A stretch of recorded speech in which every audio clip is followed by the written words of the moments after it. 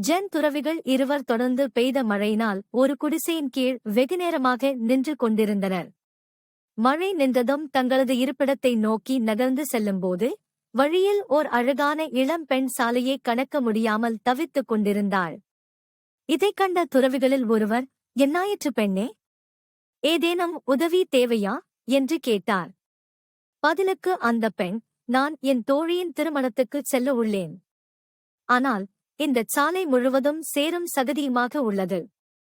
நடந்து சென்றால் நிச்சயம் என் அழகிய பட்டு பாவாடை பாழாகிவிடும்" என்று கூறி வருந்தினாள். "கவலைப்படாதே, என் தோள்களின் மீது ஏறிக்கொள்.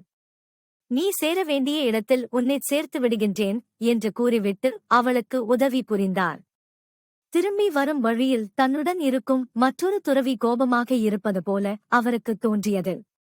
"ஏன் என் மீது கோபமாக உள்ளீர்கள்?" என்று கேட்க, அதற்கு அவர், "நாம் ஒரு துறவி என்பதை மறந்துவிட்டு அந்த பெண்ணை எப்படி தொட்டுத் தூக்கலாம்? இது தவறானது என்று உங்களுக்கு தோன்றவில்லையா?" எனக் கேட்டார். உதவி செய்த துறவியோ, "தூக்கிய அந்த பெண்ணை அப்போதே நான் இறக்கிவிட்டேன்.